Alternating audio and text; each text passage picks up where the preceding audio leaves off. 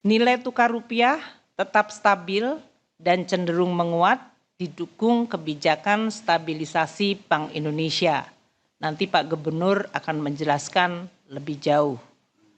Seperti diketahui, nilai tukar rupiah di pasar offshore non-deliverable forward sempat mengalami tekanan tinggi akibat ketidakpastian ekonomi global pada awal kuartal kedua. Sebagai respons, Bank Indonesia melakukan intervensi di pasar falas termasuk intervensi di pasar offshore NDF secara berkesinambungan. Nilai tukar rupiah terhadap dolar menunjukkan tren penguatan didukung oleh konsistensi kebijakan stabilisasi Bank Indonesia di tengah masih tingginya ketidakpastian global. Pada tanggal 30 Juni 2025, nilai tukar rupiah terhadap US dollar adalah sebesar 16.235 rupiah per dolar Amerika Serikat. Ini menguat tajam dibandingkan level rupiah yang sempat mencapai 16.865 per US dollar pada bulan April 2025 pada saat tarif resiprokal diumumkan. Tren penguatan rupiah didukung aliran masuk modal yang terjaga serta persepsi positif investor terhadap fundamental ekonomi Indonesia. Konversi valuta asing ke rupiah oleh eksportir pasca penerapan penguatan kebijakan terkait devisa hasil ekspor SDA juga mendukung apresiasi nilai tukar rupiah. Nilai tukar rupiah pada 25 Juli relatif stabil di 16.315 rupiah per dolar Amerika. Kedepan nilai tukar diperkirakan stabil didukung oleh komitmen Bank Indonesia. Posisi cadangan devisa tetap tinggi pada akhir Juni 152,6 miliar US dollar. Setara dengan 6,4 bulan import atau 6,2 bulan import plus pembayaran utang luar negeri dari pemerintah. Seperti diketahui, standar kecukupan internasional adalah 3 bulan import. Jadi, cadangan devisa Indonesia lebih dari 2 kali standar kecukupan internasional. Inflasi yang diukur dengan indeks harga konsumen IHK juga terjaga rendah. Hal ini mendukung agar daya beli masyarakat tidak mengalami penurunan. Inflasi IHK tercatat 1,87% pada Juni 2025 akhir kuartal kedua. Inflasi inti mengalami penurunan, inflasi volatile food rendah, dan inflasi administered price juga terkendali. Inflasi inti turun menjadi 2,37% year on year, dipengaruhi oleh konsistensi suku bunga kebijakan dalam mengarahkan ekspektasi inflasi sesuai sasaran inflasi. Sementara itu, inflasi yang berasal dari volatile food tercatat rendah 0,57% year on year.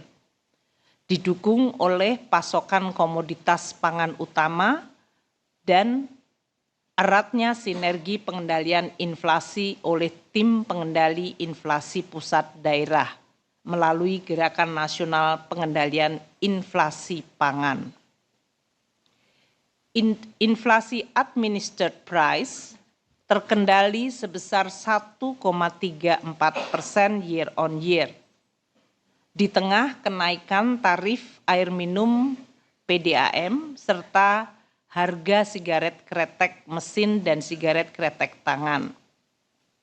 Kedepan, KSSK melihat inflasi akan tetap terkendali dalam sasaran 2,5 +-1% pada 2025 dan 2026. Inflasi inti akan semakin rendah seiring dengan ekspektasi inflasi yang terjangkar. Kapasitas ekonomi juga masih memadai untuk mengakomodasi permintaan dan imported inflation yang terkendali, serta dampak positif dari digitalisasi. Inflasi volatile food juga diperkirakan tetap terkendali, didukung oleh sinergi pengendalian inflasi oleh pemerintah bersama-sama dengan Bank Indonesia. Selanjutnya untuk pasar surat berharga negara. Pasar surat berharga negara menunjukkan perbaikan kinerja pada triwulan kedua tahun 2025.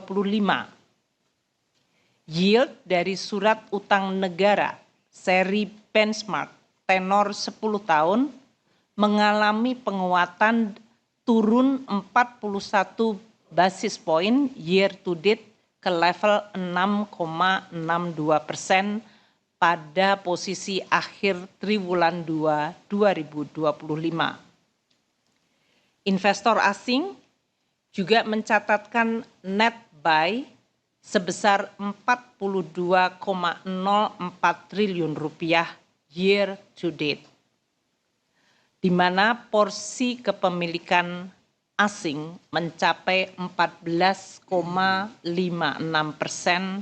per Juni 30, 2025.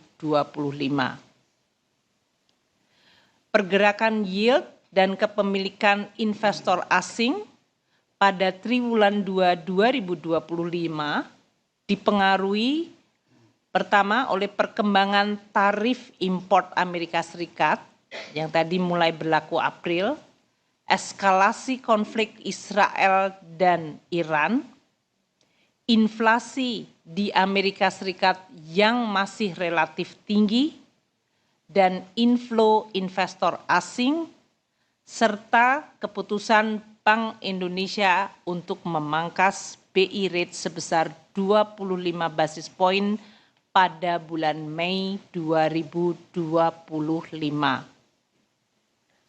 Per 25 Juli 2025, yield dari SBN 10 tahun terus mengalami penurunan hingga 51 basis point year to date, hingga mencapai level 6,51%. Seiring dengan penurunan BI rate lebih lanjut ke level 5,25% pada Juli 2025. Dari sisi kepemilikan investor asing masih mencatatkan net buy sebesar 58,29 triliun rupiah year to date hingga posisi 25 Juli 2025. Dan porsi kepemilikan asing sedikit mengalami kenaikan di 14,64% dari posisi 30 Juni 14,56%.